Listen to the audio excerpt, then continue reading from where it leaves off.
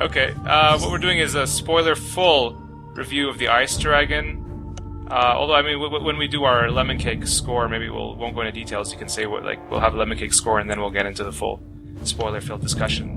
What we've been doing recently is on Vassals of Kingsgrave. We've been doing reviews of Martin's earlier works. Because the Ice Dragon was recently released, and they sent us review copies, we thought it'd be appropriate to do this episode here. So why don't we, just to give a little context of the Ice Dragon, it was originally written over the winter of 1978 to 1979 and released in 1980 as part of a short story anthology. And it was first republished it was republished in Dream Songs in its entirety, but in 2006 it was published in a children's book form, where it was edited, and we'll get in during the story on what was edited and what wasn't. But now in 2014 it was released again, this time illustrated by Louis Arroyo, and we'll get into the artwork discussion as well. But let's just start off and just give me a lemon cake score out of 5, and if you'd recommend people to read this story or not. Okay, I guess I'll start. So I actually read the story a couple of years ago, just as I was getting into A Song of Ice and Fire, and I remembered really liking it, but I found it also very harrowing, not just for the scenes of violence, but just for the character of Adara. She's very emotionally detached. And I don't know if it's like years of A Song of Ice and Fire has made melancholy more palatable, but I really love the story the second time around. I think on its own it's really beautifully written, and the descriptions of the landscape and the creature are very lush and haunting. And I think it's very much sort of framed as a children's story, at least in the language that it uses, just in terms of its awe of nature. But I also think it's quite frightening in the way it depicts the world of adults, depending on whether you have the edited version or not. But I think it's also really cool for fans of A Song of Ice and Fire, because you can see many of the ideas and the themes of the novels being experimented here, especially the perspectives of Arya and Bran. I'm usually pretty wary of giving 5 lemon cakes, but Ice Dragons are like my favorite fantasy trope of all time. So what the hell, I'll give it 5 lemon cakes. Yeah, I think I'm a 5 lemon cake too for this one. It's for me with George R. R. Martin's short stories, it's right up there with I can't remember, Song for Laia, is that what it's called? Yeah. Mm-hmm. Yeah. Right up there with Song for Laia as just like the saddest George R. R. Martin short story. Like, every time, both of those, no matter how many times I read them, they always get me. Well, I hate to say it, but I also give it 5 lemon cakes. I don't know if maybe it's because reading some of his other stuff lately in Dream Songs that were not as much up my alley. This was just so beautiful and just instantly drew you in, and it's so charming but also bittersweet. I didn't laugh, but I cried, and I was very moved. So gotta give it 5. Well, I'm not going to be a complete party pooper, but I'll give it like a 3.5. The first time I read it was the unedited. All right, just let me talk. Sorry, Let us finish first time I read before it. you get him. Yeah.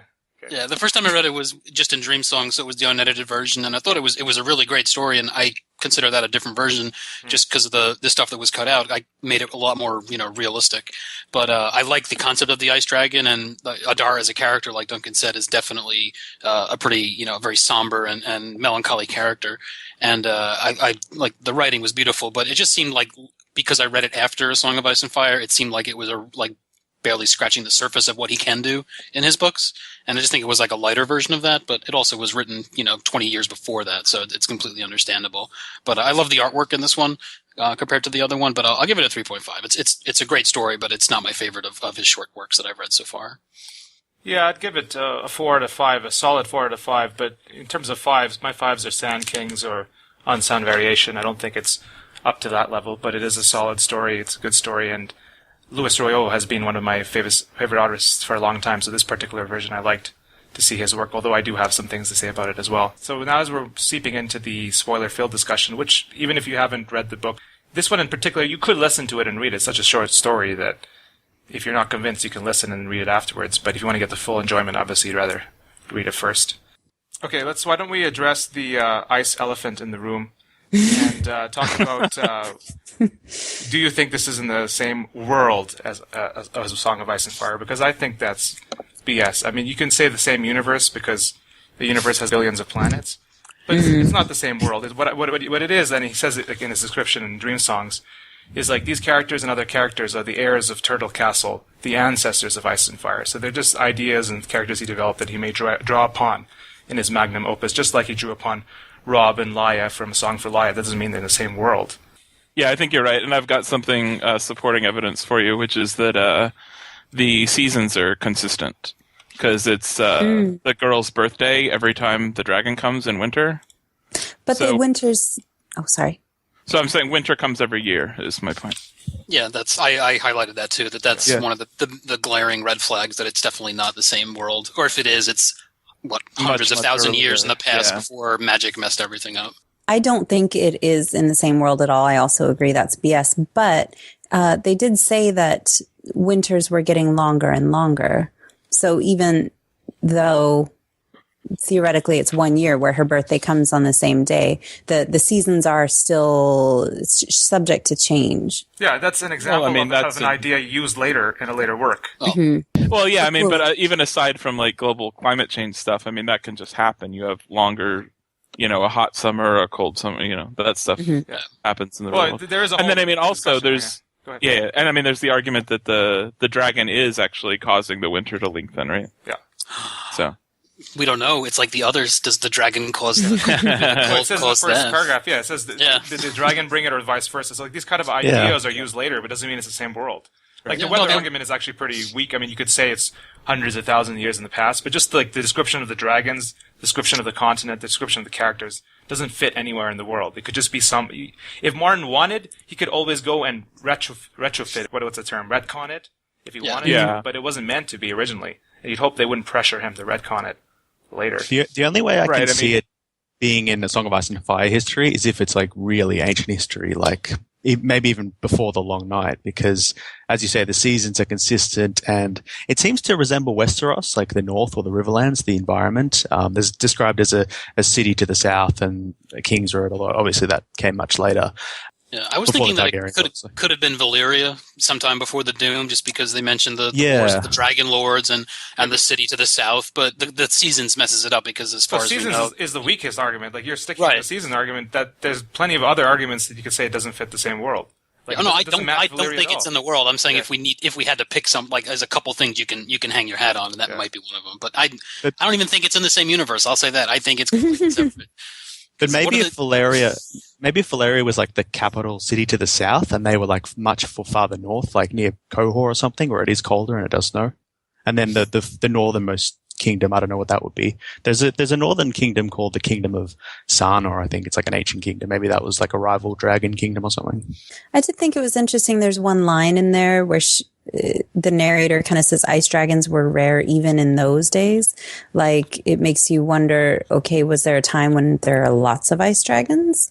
But I just don't understand people's need to wedge this in with A Song of Ice and Fire. Like, it doesn't really better either of the stories. It's a marketing need. I think, well, there's exactly, that. And for fans, I think that they want there to be ice dragons. And so... there may be ice dragons. Sure, Ideas he develops here, he uses later, just like his other absolutely. works. Like, as we've gone through all his earlier works, he's taken things from all his works and used them there. Doesn't mean it's the same world. No, they mentioned the Long Night. They mentioned the Land of Always Winter. There's little things that pop up in it, but I almost don't want to even talk about it being in the world, because then we're giving it and it doesn't have to be. It stands on its own. It's a great story. Yeah. But exactly. It doesn't. And the whole point, like, what are the chances of two planets in the same galaxy evolving at the same, they both have medieval level technologies at the same time, like in the, time, like that, what are the chances of that happening? Well, if the universe is infinite, it has to occur more than once. Yeah, but don't like it. Just let it be its own thing. It's fine. That's why I'm so angry that they had to say it's set in the same universe, just because it's got dragons and it's George R. R. Martin. Well, the universe is a billion of planets. Like, there's Haviland Tunnels floating around as well. Like, it's a marketing. It minimizes. I think it minimizes. The way you use universe is used in a way to trick people into thinking it's the same world. Like, it's a marketing trick, which they should just say from the author of Ice and Fire. That's all they need to say. Yeah, for goodness sake. They didn't need to reissue the book 6 years after they reissued it. It's the exact same text. It's just newer illustrations. Well, they were listening to me because I like Louis Royo. It's like my Louis Royo and Martin combination. Like, you got a lot of pull. Yeah. No, but actually, let's get real here. I mean, Louis Royo is a master of two main things. He's master of the adult feminine form, and he's a master of monstrous beasts. And so his monstrous beasts in this book are good. Like his ice dragon is good, but his Adara is not that good. I would say it's not as strong as the one that was in 2006. Because that's not his specialization. He doesn't draw little girls, thankfully. He draws adult women. So, still good though. I still liked it, but like, that one part is out of his specialization. So, do we know in that? Speaking of that little short YouTube interview when the '06 version came out, George kind of claimed that Ice Dragon was something that he had come up with. Is that? Do we know if that's a thing? Because somebody said Ice Dragon trope, Mordian, which it seems like there would be lots and lots of ice dragons, but I mean, is that a George thing? I don't think he invented it. I don't know. Maybe. I feel like, because I used to play Magic the Gathering, I felt like there was some ice dragon at some point in like that whole universe, but I couldn't find it. But for some reason, Magic the Gathering came out. Yeah, that came out in like 1990s. Oh, that's right. Yes, 99, I'm thinking 98. that this is written in like 2006. Yeah. Oh, this is over the winter of 78, 79. He says the first person who did like a full ice dragon that is like made out of ice and breathes ice. Right. So, Maybe And he before could. that I just it was- didn't. I'm not sure. Maybe prior to that, it was a regular dragon that breathed ice, but he invented the idea of a dragon made of ice. Yeah, I mean, 'cause there were certainly dragons that breathed ice before, but made out of ice, I don't know. When did D&D get going? D&D is like 76 or something like that. Did they have ice dragons at that Yeah, I time? mean, there were white dragons. I'm pretty sure there were. I mean, I could go check real fast, but I'm pretty sure there were white dragons in the first monster manual. Actually, now I'm super curious. I'll be right back. Well, maybe our listeners, they might know. This is interesting. Did George invent the ice dragon? He says as far as his knowledge he knows, but it could be somebody else. Just to say how awful the copy is on the jacket, they go so out of their way to connect not only this to A Song of Ice and Fire, but there's a whole paragraph where the Ice Dragon is set in the same universe as the best-selling series A Song of Ice and Fire, the basis for the hit show HBO. Like, Oh, Yeah, but they don't actually use the words Game of Thrones. You think they would actually? no, they never say Game of Thrones. That's Yeah. You think they would throw that around everywhere? yeah. Do you all have the So you have the cover that becomes a poster, right? Yeah, that's pretty That cool. is It's got nice, the yeah. poster on the inside. Yeah. A pictorial jacket. Again, it's glaring because usually Lewis, he would have like the dragon and then some hot girl in the back, but this just doesn't fit his usual thing, right? But I mean, this could be his first step. I want him to do more stuff with George because most of George's stuff is adults. is this the first that he's done? I with think so. him? It's the first time they've paired up. He's not the artist who's going to be illustrating the Duncan Egg stories, is he? That's someone else. That's Mike S. Miller, right? No, he's doing the graphic novel. I thought there's someone else who's doing the omnibus that's coming out next year. Really? I think it's the guy who did the calendar last year, though. I'm not positive. I should have looked this up. I'm sorry. Underprepared. Okay, so I guess we all agree that it's not the same world. I think what's sort of valuable about it is, I don't think it is in the same world or it's meant to be. This is obviously way before he conceived of the idea of Westeros, but I think it contains a lot of the seeds that would eventually grow into Westeros. There's even references to places like the King's Road and the Inn at the Crossing and the Lands of What Was Winter. So there's definitely that. And even archetypes like sort of old Laura is a bit like Old Man, and Hal fighting in the north is a bit like Benjen, or like the popular sister Terry is a bit like Sansa. Even Adara, Ice I see Castle. a lot of like Bran and Arya. And Ice Castle. You're taking all of them, and I would just like to say Ice Castle. We Oh, all sorry. circled those things, but we were polite enough Yes, to we wait all for circled them Duncan independently. decided Oh, to- sorry. I thought we were moving past the No, that's okay. He's in the Comparisons to future. He Westeros. can't help it. Sorry. He's already Cut that listened to out. this episode. Yeah, Duncan's in the future. He's the next day, right? Cut that out. We'll do it as we go. Sorry. I'm sure we've moved on, but the D&D white box from 74 has Does it? It says Yep. a white dragon. Does it breathe white ice? dragon that breathes cold. Okay, but is it ice? It's not made of ice. I mean, they're still not in D&D made of ice. They're just dragon. Okay, well, maybe the made of ice part. We did. Yeah. Okay, let's jump into the story then. The first or second paragraph, it talks about, is it the cold that brought the ice dragon or the ice dragon that brought the cold? What do you think? I think maybe both-ish. But I think if I had to just pick one, I would say that I think the dragon comes when it knows it's wintertime, but I think the dragon's presence makes the winter longer and colder. Ah, I think it has Yeah. to be the first one because when it shows up later in summer, it doesn't bring winter with it. It's sort of It does localized. a little bit, Okay. yeah, but it's not like it doesn't create like a bubble of well, you safe. can't, I mean, you can't it override only summer. So Yeah, and it had only been there for a few hours too. I mean, See, this is why you can't bring science into these stories. but it's just weird that every year that he comes, it gets longer, and he stays longer. You know, like yeah. that's. And then, I mean, also, we don't really know what the deal with, what's her name? Adara, is that right? Yeah. Mm-hmm. We don't know what her deal is either. I mean, she's pretty weird. Well, She I might got be a doing theory something. on that. Well, Yeah. I don't think there's much evidence for it, but it could be that the ice dragon saved her from dying, and like mark on her. Yeah. Like in the womb? Yeah. Hmm. No, she's his best. Well, it was friend. supposed to be, yeah. No. No, it's more of a Avatar, like the moon spirit kind of thing. Like he saved Yeah, her. because it was flying in front of the moon when her mom, yeah. Yeah. On that night, he saved her, like, from, you think, it's kind of a reversal what you think. I mean, in that YouTube video, the 2006 interview where George does a good time, even though the interviewer didn't read it at all. Oh, But- Warren. Terrible. Yeah, She was so terrible. The magical ice dragon that saved her world. I think that was actually in the cover. She just read. Love, courage, and timeless magic. We'll post the link to that video. But George, in the video, he says in the story, what he was trying to do is do like his usual reversals. Is usually a person is described as ice-like or cold is viewed negatively, but he tries to kind of reverse that partly in the story, not fully. But Adara is like the winter's child, but it's not entirely negative. So if the ice dragon saving her would be surprising, because everyone thinks the ice dragon is bad. And already saves her at this time, in the current time. I kind of read the ice dragon and winter kind of being the same thing, because the ice dragon isn't really a creature. It's not like it doesn't have a biology. It's almost like a spirit of winter or something. So it's almost part of winter. It's just winter given a kind of animal form. Personification. Yeah. And the fact that it's attracted to Adara, or maybe even just the war and the decay of the world, is why winter is lasting longer and longer. It's becoming grimmer. But there's more than one, I think, right? Because she sees another one flying by. That's true. Yeah. Yeah. It seems like I would say the ice dragon is causing it, but it's just so weird that if one dragon could have such an effect. Like, yeah, if you bring Yes. science into it, it doesn't. That's why I don't think that's the case. Also, it seems like it's just a creature. Like, the people aren't, like, in awe of the ice dragon. They're just like, we're just not used to seeing him around this time of year. It's just like a thing. It didn't seem And you like it's also have like, those- oh my god, an ice dragon. And you also have those little ice lizards, which are kind of like a smaller version of it. So they understand that kind of. They're not really surprised by that weird kind of biology of a creature just purely made of ice. The winter had touched her, left its mark upon her, and made her its own. So, but you kind of can't have one with. I was thinking you can't have one without the other, but you actually could have winter without the ice dragon because the ice dragon melts, right? So does that in fact mean that winter is the beginning or the chicken? Of Yeah, the I mean, chicken's egg?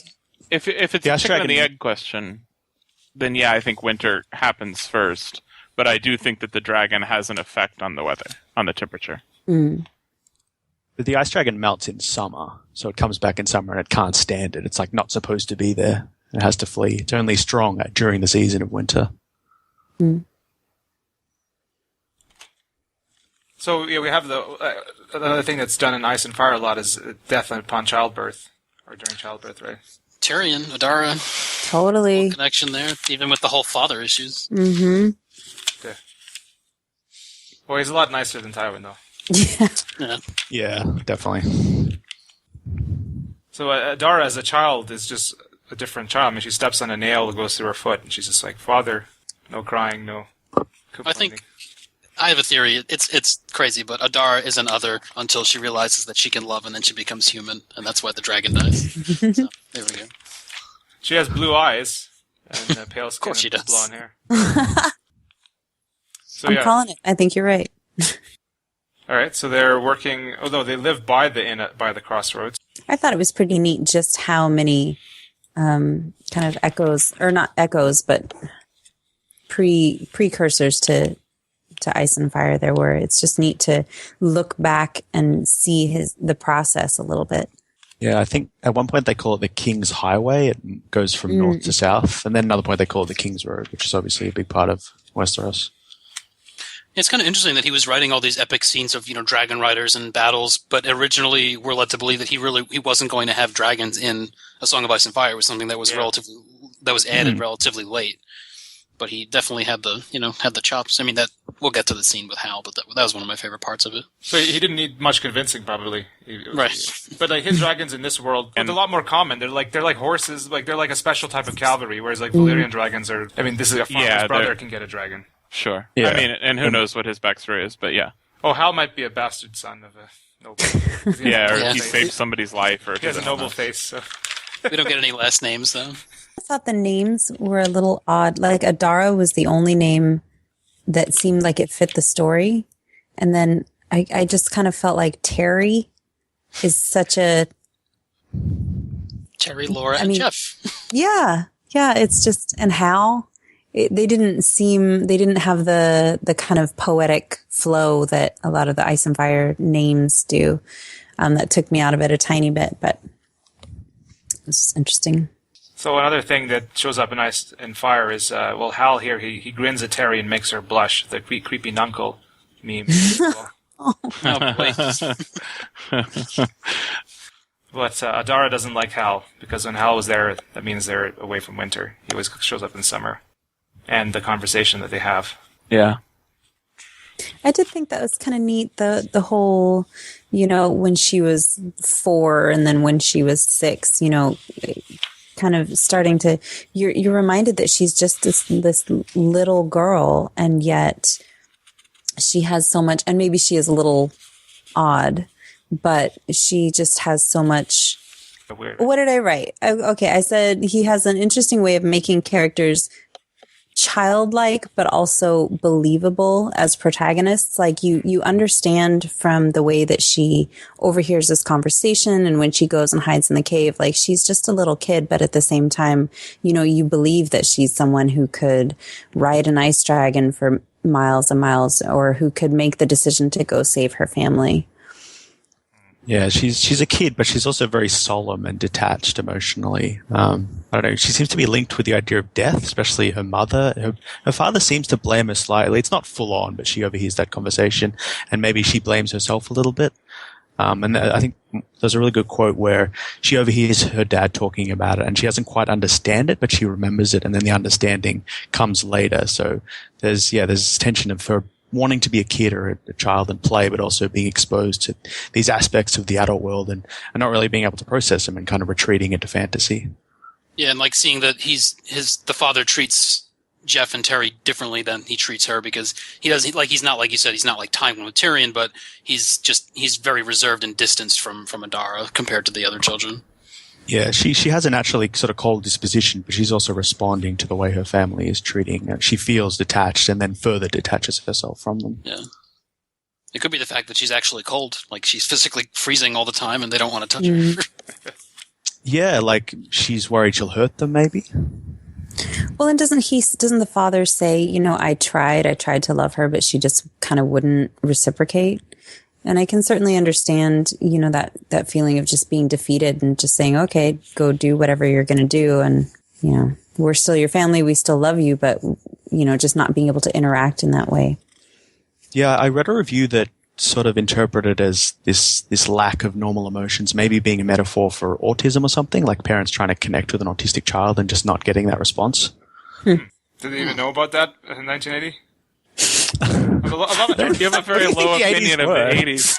It's not this like medieval society. My bashing of the 80s continues. It wasn't that long ago. No, there was Crazy good stuff movies. as well, but Martin is often ahead of his time. I mean, he has basically genetic engineering stories that in the early 80s, even into the 70s with Haviland Tuff. So a lot of his stuff has a modern application. Michael, I think you found another tidbit of ice dragon lore.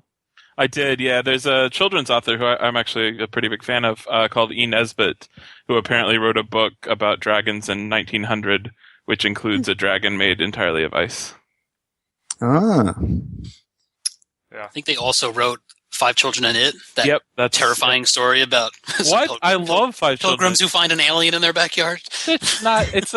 It's an ancient creature. It's not an alien. I just remember bits and pieces of it. I've got it on my bookshelf right now. It's a great book. So we get to a castle building scene that is similar to the Sansa's castle building scene, right? Although it's interesting because Sansa's obviously longing for home. She's longing for Winterfell, whereas Adara is longing to escape home and go off in some mystical realm where she doesn't feel this way or doesn't, She's always pulling away from her family. She has little ice lizards that run around, kind of like George's little turtle story. Yeah, I was thinking that too. I saw that parallel. They sure sounded pretty awesome. Yeah. Crawling around in her hair and stuff. Because only she can safely play with them, and the other kids can't. But some of them even snap them in two. Those cruel kids. Yeah, and even Jeff, who holds him and it just melts in his hand because he's too warm. But it's kind of maybe the reverse of what Adara feels like. She can't touch anyone that's warm because she'll hurt them, maybe.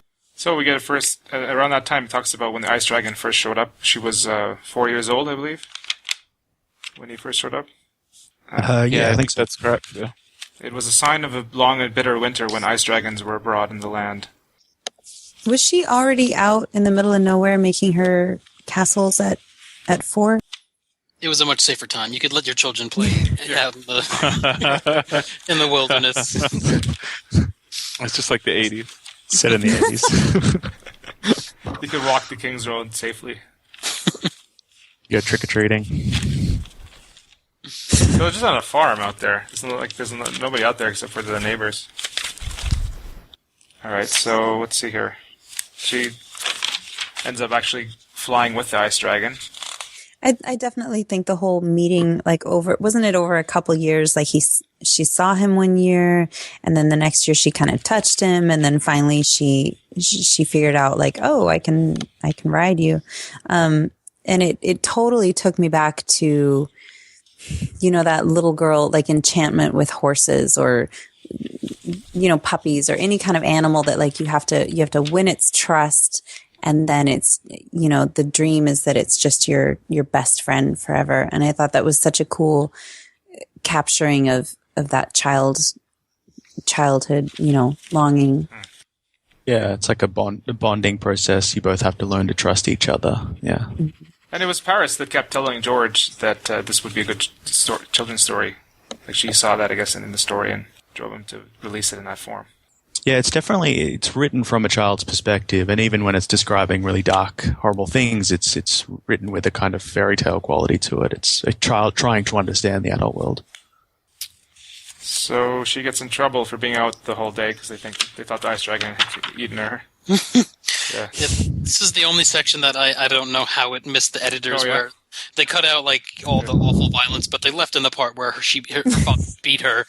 Yeah. And Dara did not understand that, nor why he beat her after he had gotten back to the house. And then the next illustration is her lying peacefully in the bed, and the father tucked her in. I thought that was going to be cut, but it wasn't. Yeah, it's still there. Right? Yeah. Well, it's a different time. It's the 80s. Well, except it's 2006 and 2014. Yeah. It's a period piece. No, but they cut everything else out. They kept that in. It's just weird. Yeah, they at one point they changed "damn." They took "damn" out, but they let the beating stay in. Well, she actually keeps flying on the Ice Dragon that winter and the winter after that. And the winters keep getting longer and colder. Yeah, I like the sense of that the wars are you're being told that it's getting worse and worse, and they're things are not going well, but that something bad's going to happen at some point, more than normal. And I love how enthralled she is by the Ice Dragon and the descriptions of its beauty and its magical qualities, especially compared to the fire dragons and how sort of ugly and scaly and almost industrial they are. It's like these scaly engines of war. So it's cool how Adara idealizes and romanticizes nature, but the other dragons are kind of turned into weapons of destruction. Yeah, the Ice Dragon can't be broken. Can't be ridden. She's the only one who can ride it, and it's more of a relationship of trust than they use whips and stuff on the other dragons. Mm-hmm. And it definitely kind of brings a sense of foreboding that, she's having these wonderful magical flights of fancy on, for forever at a time, days at a time, it seems like. And yet for as much joy as she's getting out of that, equally the war is escalating. And it's you just kind of get this sense that this can't go on. Yeah, and intersects with they're asking for help to deal with the Ice Dragon, but they can't spare the troops to do it. And that's sort of the focus of the village. Everyone's obsessed with day-to-day life, farming and drinking and just playing with each other. There's this complete attempt to block out the woes of the outside world, and that's reflected in Adara as well. She's a child. She's obsessed with the thing that's in front of her that excites her. But we know as readers that there's this other trouble brewing far away. So Hal and her father get into a fight. Hal's trying to tell her father to sell the farm while they can and to move south.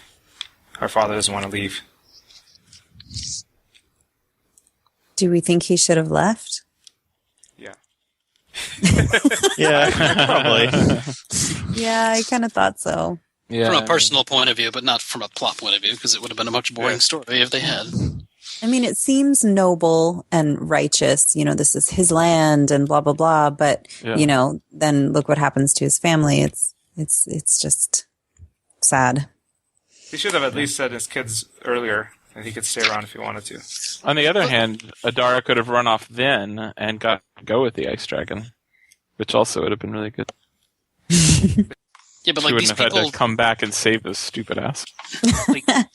like these people should know what happens to people. Like when an enemy invades your territory, It's not a peaceful transition. They rape, they murder, they burn the town, and then you can crawl back and rebuild your town if you're lucky. But it's not like one farmer with a pickaxe is gonna be able to keep doing what he's doing. Mm. Well, the soldiers know that, but do the villagers know that? Yeah, that's what I was going to say. Maybe they just don't really have any. Yeah, Did but they they live cut in the that out world. of the? Did they Yeah, cut but that the out of news the Enemy doesn't newer? go that far before. Yeah. If they've, I got if they've the only impression that like this war was always going on. Like it just was every year. There's another. It's always been going on. So I think that, but I think it has, but it's always this far off thing. So they hear stories of it and they're actually excited by it. It's like seems like an adventure. So I think they have this very fairy tale like notion of war that, but once it sort of asserts itself on them, it's revealed to be very grim and ugly and dangerous. And maybe they don't understand that quite yet. Obviously, Terry certainly doesn't, and maybe the father doesn't either. Because it has been going on, but it's always been far away. It's never really entered their lives. I don't remember from the list of things that were cut. Was that sentence about the other farmer being killed and his wife raped? Was that taken out of the newer version? they took all the references to it. The open references to rape are removed. There's still you can still deduce that it happened, but that is removed. So the king's army gets its ass kicked up north, and Hal comes running down again, saying, "You got to leave. The enemy's coming." I think it also shows how closely their identity is tied to the land. Like it's so much a part of who they are, working the land and being farmers, and that's who they are. So like leaving it would be like just in a way it would be dying because they'd be leaving everything they ever knew. It's so much a part of them that I don't know. It really shows how hard it would be to leave your home and become a refugee, I guess. One part they do keep in is this description of all the soldiers coming back, horribly burned and mutilated. Yeah, I was surprised. That was pretty. I don't know if I'd want my child reading that. Pretty graphic. Yeah. Well, also, like, what do you? I don't think this is a children's book. If anything, it's published by Torteen, which is like young adult. It's if they're reading Hunger Games and stuff like that. There's nothing in this edition that is particularly more violent than you're going to find in average young adult literature. It fits the teen version of it, but the 2006 edition also had it as well, which is a bit that's right. the kids And one. those illustrations were much more juvenile, which was misleading. That's probably why it didn't. Oh, really... didn't they have like a line of bloody? I don't have it on hand, but they have the bloodied men line. Maybe they didn't go as much detail in the I just don't remember it being so like glaring, like bloody bandages and stuff like that. I'm pretty sure it was because that's what when I was doing my reread last night. I was reading the 2006 one, and it was in there. Well, burned skin sort of sloughing off bone. That's pretty graphic. Yeah, burned by the dragons. It did say that most of the people in their little village stayed just like the father, so you can definitely tell. I mean, this is what these people do, and they're all kind of in it together. He's not the only holdout that's willing to stay. And there's a really scary scene where I think it's the last sort of organized cavalry charges through, and they're literally charging from the north, and they're screaming, "Get out of here! They're burning everything!" Like I thought that was an awesome scene, and it just shows. I like the sort of contrast between the still serene setting of the farmland and just the terror of these, fully armored soldiers running in the other direction. And you don't see the danger, but it's coming. It's this impending dread that's coming down on this serene land. Yeah, one of the most like haunting parts was actually the lull between where there was a couple days where they didn't actually know what was going to happen. Their army had left, but the enemy hadn't yet, moved in yet. Yeah. And then when you see the three dragons coming in, then it's shit's about to go down. Did they cut the burning everything part? I'm trying to see if I think it's still in there. No, it's in there. No, it's in there. Okay, here we go. Yeah. It's there. Yeah. Okay, so then Hal shows up again, and he's like, "Finally, will you go?" And his father's like, "No, I'm not going." So, but then Terry's saying, "Father, I'm scared," and he thinks, "Okay, maybe I shouldn't drag my kids down with me." So, Too late, though. Too late, yeah. Yeah. Yeah. But they can't take him on. Only Adara can go on the dragon back because the dragon's injured. She's light enough, but she doesn't want to go. So she runs away. It's pretty condemning of the dad. Like, I know maybe in the early scenes the danger might not have been as real, but once you see soldiers running in the other direction and burn men limping past, that's the time to leave. Like, there's no defense of him staying at that point. That's crazy. At the least, he should send his kids away. Like, he can stay there if he wants and sees what happens. Like, maybe a lone farmer they might leave alone. But, like, he should... Yeah, but it's not like he was staying, like, as a last-ditch... Like, there was no, like, village militia that was putting together an organized effort. It was just nothing, so... He could see what happens. He could stay and see if, like, they let him live or something, and then come back. Or at least have a shelter or a place of refuge that you can hide out for when they do come. Well, it's like in the Dance of the Dragons. It's the enemy's coming. You're going to get your stuff, go to the hills, let them fight out, and then move back in once it's settled. Mm-hmm. Maybe he thought the ownership of the land would simply change hands, and he would just be a subject of this new king now. But yeah, that's why he could have stayed himself and done that, like seeing if it was safe to come back. But he realized his mistake at this point. That seems a reasonable thing to think. But you got this smoking hot daughter. You would at least want to send her off. Yeah, at least get the kids to safety. It's crazy to keep them there. So then a group of 3 dragon riders, like I guess scouts or something, come up, and they Hal goes up to fight them, but Hal dies quickly. 3-on-1, yeah. He tried. I felt bad for Brimstone. I poured one out for Brimstone. But like you said, the illustrations of the enemy's dragons, they're not like things of beauty. They are these ugly, just. They're not sleekly drawn. They're meant to be ugly, and it definitely comes across. Yeah, it's like nature sort of bent to the will of man and used to destroy. They have a sulfur smell and stuff. Yeah. Yeah. I think that's something you see in A Song of Ice and Fire as well. Martin just kind of revels in revising what we think of fire dragons as being these monsters and these engines of war and death, while at the same time, in this story, he imbues the ice dragon with this really fantastical and romantic qualities. Did we skip the part where she ran to the cave? I guess we kind of already talked about it, that he brought... She runs part way, then sees what happened, and she keeps running after that. Yeah, the father offers for Adara to go, and she doesn't want to leave, because then the ice dragon won't be able to find her, so she runs for the hills. Then the ice dragon shows up in summertime. They're going to go away to the land of always winter. But as they're about to go, she hears an impossible sound, the sound of her father screaming. So yeah, that's one of the things that's hinted at. That's not explicitly drawn out. This is like so emotional when she's telling the dragon, "Please take me away to the land of always winter. I'll build you the biggest ice castle of all." And then she hears her father scream, and she starts crying, like for the first time ever. And that's when she became a real little girl. That's when she started crying. Her heart was thawed. Her heart starts thawing. That's true. And that she actually affects the dragon there. Like starts burning the dragon. Yeah, so there's not a father's scream in the newer version? No, there is. That's it. There is, yeah. The first censor in this is part when they come to fight, the guy running out and he's struggling into his pants. That part is removed, and the bare-chested part is removed. And then later on, as Greg said, it still describes him bare-chested. That particular line could be an error. But, yeah, that's the only one I meant that was there. But I get what you're saying, that it's hinted at, but the... they didn't need to keep the bare-chested to hint at it, so that could just be an error because it's just sitting there later with no previous description. Yeah, but this is where we just get the biggest edit, was where they cut out the paragraph about, her... Should I read it, or... Let's do the fight first. Okay. Fight, yeah.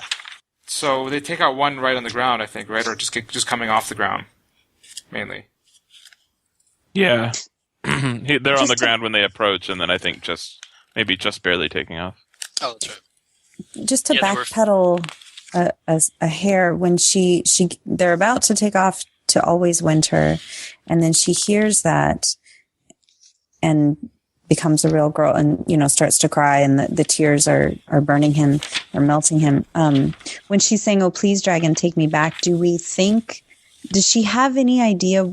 Is she asking him, "Please come help me save my family," or just she needs to get back there because she just knows she needs to be there? Like, you don't realize at this point, but basically she's asking him to sacrifice himself. Well, yeah, he could have won. He just lost.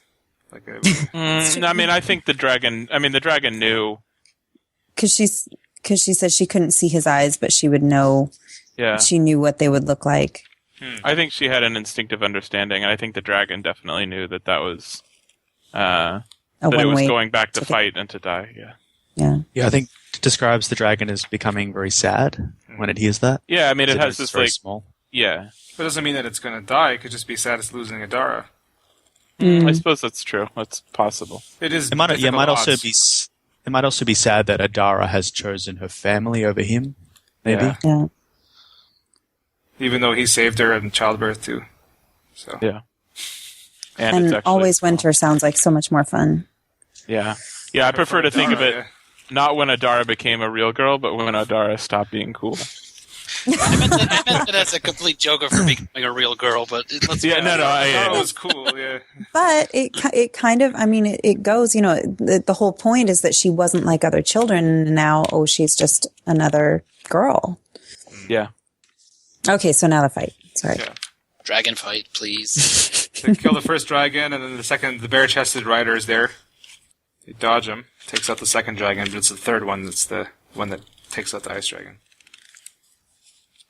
But not before he sets him up to die as well. He takes one last big breath and takes him out at the same time, but then dies. No. Right there. Let's see. Oh, then there's like a sad sound. It's a bunch of It's crap. the only sound that it ever made, right? Yeah. Yeah. Mm. And then she's crying and running like a 7-year-old, like a true 7-year-old now. And so this is the part where, do you want to read the part that wasn't cut, Greg, I guess? Or Yeah, it's kind of it's just one paragraph. They kept a couple sentences, but where it says Adara did not know what to do when she found Terry, what originally was her father had been nailed to the bedroom wall. They had wanted him to watch while they took their turns with Terry, but she untied Terry and they got their father down. So that's it seems like the illustration is pretty, they show the house burned, but it's a nice, they're rescued at that point. Like it's right. It's like the bad stuff's over, but they just sugarcoated it a little bit. But you had to. I understand. It's just I just found it weird that they never, at no point are we told that it's edited, which is kind of weird. Like he does mention it when the first edition in 2006 came out. But it's got the same copyright, and usually it would say appeared in a slightly different format. Like that's something they usually do, but it just doesn't say that. Yeah. Like when I read the 2006 version back then, I did figure that something had happened because it says what's left is it says she found Terry whose tears had dried by then, and then they freed Joff. I'm like, well, why wasn't she tied up, and why was her tears drying? And then the way there's another description later, those things put together, and where they say Terry had recovered her spirit, and you're like, from what? Yeah. Yeah, so the adult can still deduce that happened, but the child won't get it, which is good. You don't need that earlier paragraph isn't just too much to be read. Yeah, that was one of the bits that I found really disturbing on the first read, because even in A Song of Ice and Fire, you don't really see that happening to main characters. It's obviously implied in the Riverlands and the war, but having that happen to someone is that's horrible. Yeah, some of my favorite illustrations are just in that last section where you see the dragons burning the enemy city. It's one of the few panoramic ones we get of it's not zoomed in on anything. You get to see 20 dragons in the air and them freaking out. And it was unexpected when I first read it. It seemed like they had lost the war and suddenly they won a big battle. It swung the other way and won the war basically. They must have had an ambush battle or something. Took them in the rear. Yeah, muster their forces. The Standards of the times showed up. They lost the Blackwater, but they'll win the Battle of Ice, so it's fine. Yeah. Well, and then there's the little bit where, once they'd gotten to safety, out of immediate harm, they were questioning her and she gave them the best answers they could. None of them believed her except Jeff, who grew out of it. And so she told the truth. We assume that, she tried to tell them, hey, there was this ice dragon. We totally save you guys. But I mean, and they there's one- did see the dead dragons. Yeah. I mean, they must have seen that something big intervened. And there's a giant frozen pond that was not Yeah. there before. Or it's Very just a cold, pool of yeah. water. But yeah, just the fact there's 3 of them dead. I mean, what else killed them? Yeah, exactly. There's a passage where she says she was only 7 after all, and she did not understand that ice dragons are never seen in summer and cannot be tamed or ridden, which was cool. Like she has to, I don't know, you have to sort of unlearn the sense of magic and wonder that she felt as a child and kind of adopt the adult rules. I guess, just speculating. I guess they could have thought that the enemy dragon riders had fought amongst each other or something. Maybe Hal killed them all. But if the guys had some kind of quarrel about loot division or Well, something. one of them was out, and then 2 of the guys went running out. It didn't seem like they're fighting, right? The guy, he was nailed and watching. Sure. I mean, yeah, but obviously, your memories probably aren't super. Yeah, I guess so. Yeah, I think they were just kind of traumatized at the time and they didn't understand what had happened, but then in sort of hindsight, they kind of rationalized it. Like, it couldn't have been an ice dragon, that's crazy. Yeah. So they just couldn't remember what Yeah, happened. they did the Sherlock Holmes, right? Once you eliminate the impossible. Yeah. Yeah. So yeah, they have the big battle. They burn the foreign, like the king's men burn the foreign capital, and then Terry's recaptured her spirit and married a young trader. So she just stays down there. I do think it's kind of funny, like in a way, because we're looking from this family's point of view, it feels like kind of like a happy ending. Like, oh, the king, who's the king of our side, the green and gold king, he won. But you can't help but thinking, okay, so they're burning this whole north and all this, all the rape and pillage that's happening up there. It's just that extra layer of misery. Somebody's always got to win and somebody's got to lose. They're the bad guys. Yeah. Yeah, and I mean, obviously, yeah.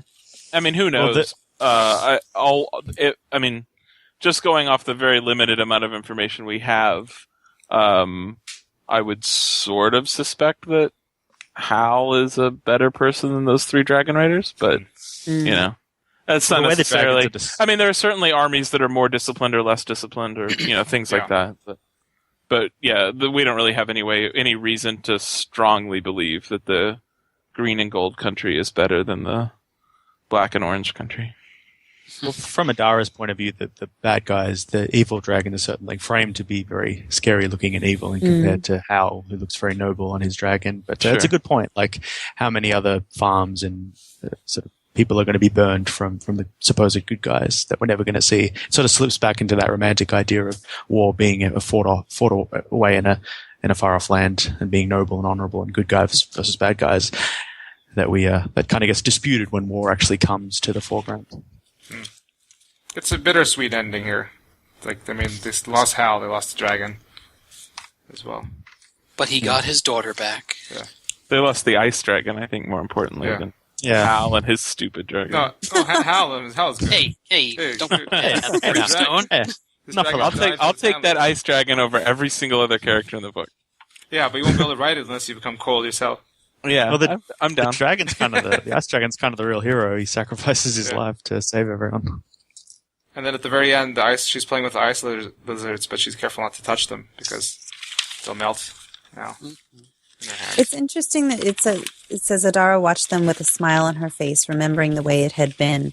But I totally read that as Adara watched them with a sad smile on her face. Like, I can't help but read this and feel bittersweet about it and feel like, oh, if she could only have, kept, held on to that childhood magic. And here it doesn't actually, she doesn't seem to long for it.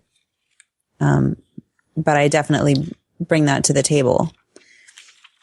Yeah, and I like the end papers of the book. Like the front end papers have her in winter, being all lonely and depressed, and then the last end papers has her sort of opening up. It's springtime, there's flowers out, and she seems happy about it, not sad. So I like that they went out and they did the 2 different end papers. A lot of time, books have the same end papers if they have them at all. That's a nice Yeah, touch. she's definitely lost a connection to a sense of magic and wonder that she felt as a child. But I guess it's okay. It's sort of a happy ending because she has refound her family and become a normal child and been accepted by her family, I guess. I was sort of wondering if like the ice dragon had any connection to the mother, because the mother dies when she gives birth, and I thought maybe the mother was reincarnated as an ice dragon or something, because it sort of watches over Adara and protects her, and that maybe when Adara sort of goes back to her original family, that's like her letting go of her mother, and the mother can kind of like move on to the next life or something. But there was a one like scene in the night that she was born.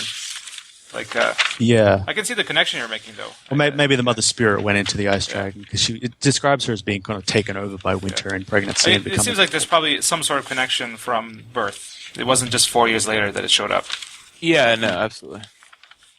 And she's supposed to, Adara, like, resembles her mother, too, right? So maybe her mother is, whatever kind of, northern stock. He says the mother is warm, and Adara is in contrast to them. Yeah, but like maybe her mother was like, I mean, I don't. Obviously, this is just rampant speculation or whatever, but like the green blood or something. Yeah, exactly. But like, she like had her own ice blood, dragon, but the ice version, when she was a girl.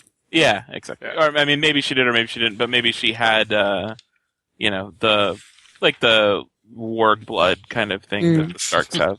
Well, we have like some of them do it, some of them don't. Yeah. But ice dragon in general. I mean, there are mentions of ice dragons in the world of Ice and Fire and stuff. So, do you think that one may show up in Westeros or in the current story? I hope not, because I can't really take it seriously, as seriously as I can take other regular dragons. Run of the mill dragons. Well, I remember Old Nan describes like the winds of winter being the breath of an ice dragon or something. She tells to the kids that that's the ice dragon blowing in the far north, which I think is said in this story as well. And I don't know, Old Nan's sometimes right, so maybe there's an ice dragon in the lands. Old Nan always right. Always right, yeah. She's like Mushroom. There's also, there's other types of dragons mentioned in the world too, like worms and stuff, and all these other things, right?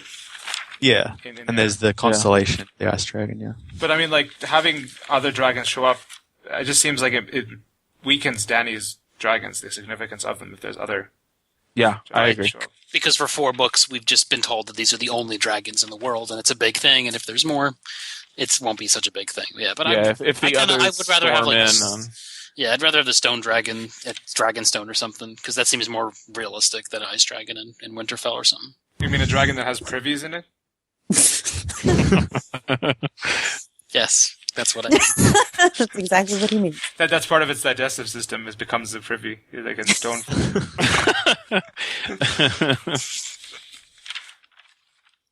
I don't know. I like to think that if that is his ultimate plan, that George could make more dragons happen in a way that would work. I like to think that. Because dragons are awesome. Do you think maybe the others could have ice dragons, and that's how they fight against Dany? Well, I mean, if there are going to be ice dragons, I think that they're definitely going to be with the others. But if they have them, they'll win, because they have more than 3, probably. Exactly, that's what I was going to say. Why would they only have 3? They only have to have 1. I mean, we've seen the odds play out already. So, but if they're alternatively, maybe one of Dany's dragons dies, and they raise it again as a white. Becomes an undead dragon. Would that make it an ice dragon, though? Just because it's a they said maybe. Ice spiders become ice spiders. Would dragons become ice dragons? Unless they were ice spiders to begin. A dragon has like magical qualities that can breathe fire, so maybe those qualities will be changed to reflect ice magic or something. So yeah. Mm-hmm. Well, it depends on where they're fighting as well. I mean, clearly, if Dany goes up north of the wall, she's not going to have as much of a chance as if they come to her where she is now. Well, they're not going to go where she is now. Yeah, if the books wind up with the others overwhelming Westeros and taking to the sea, then I think things have gone disastrously wrong. Well, they can come in that back door. I mean, there are things over there. Yeah, there's it's like demons a portal up between Lands of Voice, Winter, and Essos. They just walk across the northern pole area and just show up in the other continent. That's where they are, right?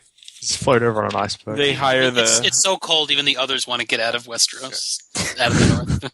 But I mean, is it Princess of the Queen, or is it the Rogue Prince, where like somebody goes north of the wall with a dragon? Or was that like somebody has gone? Oh yeah, it's probably Daemon, right?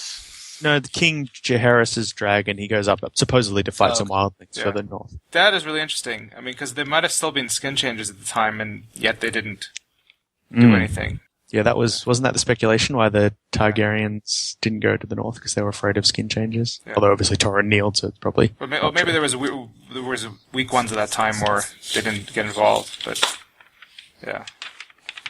Or just, I mean, and I don't know, but I would tend to think that there is that would be a person to person fight to some extent. I think that there's at least a little bit of there's a bond with a dragon and a dragon rider. Right? So I think that it would be harder to for a skin changer to wrest control of a dragon with a rider away. But I don't know. Yeah. But if one of the riders died, then right away you could grab one. Sure. But I mean, once you brought down the rider, you're halfway to not having a dragon problem anyway. Yeah, to be like someone trying to walk into Ghost or something while John was alive. Yeah, too impossible. Bran now, the connection as is strong as he gets. I mean, if he can take over people. Oh yeah, exactly. Like Yeah. Bran maybe so. And I mean, Bran might be able to, but He will fly. We all think that means it's in a raven, but he could be flying in a dragon. And two of Dany's dragons aren't bonded to anyone, so he could take over one of them. yeah. I mean, if they were still not bonded when they came over there or something, but yeah. I sort of jumped the gun a bit earlier, but did you guys think of any other connections between Westeros and as a prototype of Westeros Go and ahead, what if happens you in have the any story? more. Let's cover them. Well, we mentioned the idea of warging, and obviously a couple of the characters are a bit like characters that we see in Winterfell, like Old Man and Sansa and Benjen, the uncle. I'll probably just leave that original line in there. So. Okay. It wasn't bad. It's fine. No. I'll leave us bashing you at the same time. We won't cut it. Yeah, that's fair. Take all our clever bits and list them as if they were nothing. Because, of course, when I was writing them down, I thought, no one's going to see this connection. This is airtight. No, but so which of you read? So who read the 2006 version or this version first? I read back in 2006. I read the 2006 version when I was reading Dream Songs for the first time, which was like a year or two ago. I read the unexpurgated version, and then I read the 2006 version again yesterday. And the rest of you? Is there a difference between the 2006 version and this version? I don't think. I there don't is. believe so, No, but similar. Just the illustrations, I think. Yeah. Which I do kind of feel bad for Yvonne Gilbert that like this is now the Ice Dragon. I mean you can't get hers unless you're buying a used or out of print edition. Yeah, I thought Yvonne did Adara better, but because she's better at drawing girls, but the dragon was better by Louis Royal. But the drawings were a bit plain, weren't they? They were just pencil drawings. That was a kid's book. yeah, they're very definitely sort of more childish illustrations. Kids like the colorful dragons. things. Well, they're not colorful. If you're completionist, The dragons we'll both- especially look really stupid. They look like a combination of like, the way people used to draw horses like in medieval paintings and stuff. It looks like Falcor, the one Yeah. she did. Never-ending story. Well, yeah, the cover one does have that weird beard. In the pencil drawings in the book, they don't seem to have quite as much facial hair sometimes. Well, the Now art for we're the Ice getting down Dragon. to it. I mean, talking about beards is really, I try to steer every podcast there if I can. But so Duncan, you read the Dream Songs version first, or Yep. and then Yep. so did Amber, and Greg. Yeah. You read Dream Songs first as well. Yeah, that's what I did too. Yeah, okay. So it was just me, then Michael, and me that read this version.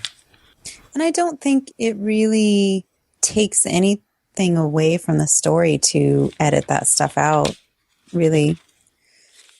Yeah, actually, I agree with you. I mean, I would tend to my sort of default position would be to be angry about anything like that. But honestly, I don't think like what the story is. I don't think that stuff particularly helps. I mean, I don't think it's bad, but I don't think it. Like the sadness and the beauty, I don't think is particularly enhanced by Yeah. that stuff. No, that's And all you definitely still still get- there. The misery of war. Yeah. Oh yeah, Definitely, Greg, you picked out the part. They took out the part where it's like his hands were never as strong before because of the nails being pounded. Yeah, that through was in them. the last paragraph there. Like, Yeah. I wasn't angry that they took it out. It just wasn't noted, and that from like a point of view. I don't know. Did George edit it? Was it someone at Bantam that just cut a couple lines, or who did it? But I would think that he did back in 2006. That's why, because I think if somebody else did, I think they would have completely. Well, cut. he said in the interview that his wife convinced him to make it. She said it would make a nice children's book, but he had to take out some stuff. I just feel like the book didn't do well because it couldn't be pigeonholed. Like it's not. If I didn't know where to shelve it in the bookstore. Even like we keep it with the new young adult stuff, but it's kind of juvenile. At the same time, there's parts of it that are a lot more advanced than flying around on an ice dragon. It doesn't fit neatly into one section. So that's why I think it might not have sold a bestseller back in. That's why you tell them it's in the same universe when you're trying to sell it. Like, hey, I know. it's in the same universe. I have specifically popped everyone's. Everyone's like, "This is set in the same world." No, it's not.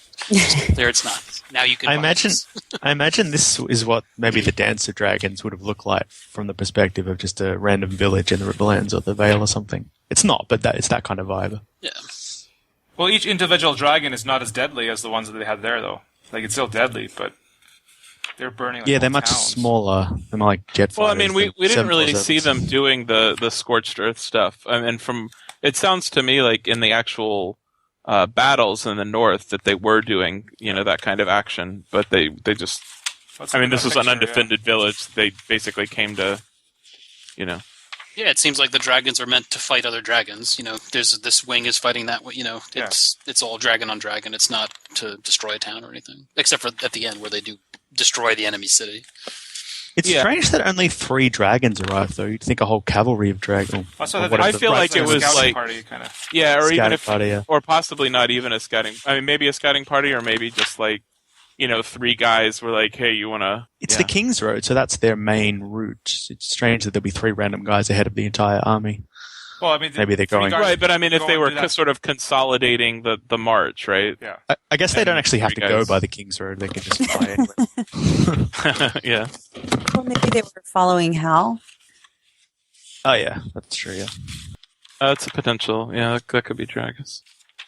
All right. Do we have anything else to say? Or are we done, I guess, for the review? I think that's everything I had. Good. I would recommend this for anyone who is a Ice and Fire fan, because you get to see the roots of his main story, just like his other works. I recommend reading the other works and checking out our reviews on Vassals of Kingsgrave, where we cover them. Yeah, definitely. It's a great story on its own. It's a great sort of beta version of Westeros. Great. Well, thanks for joining me today. This was fun. Yeah, thanks very much for having us. Yeah, Thanks. I mean, Ashley and Mimi did get review copies or are getting them, so we will briefly discuss how they felt about it in a future episode. But thanks for joining us today,